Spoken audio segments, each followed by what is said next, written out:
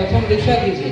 दीक्षा हो जाओয়ার পর মালা নেওয়ার পর আপনারা ওই দিক দিয়ে নামবেন, এদিক দিয়ে উঠবেন, ওই পাশ দিয়ে নামবেন, নেমে একদম সোজা দয়া করে আপনারা বাইরে চলে যাবেন, কারণ এই জায়গাটা দ্বিতীয় দীক্ষার ভক্তদের জন্য খালি করতে হবে। দীক্ষার পর এখানে কেউ থাকবেন না, মালা হয়ে যাবে, আপনারা বেরিয়ে যাবেন।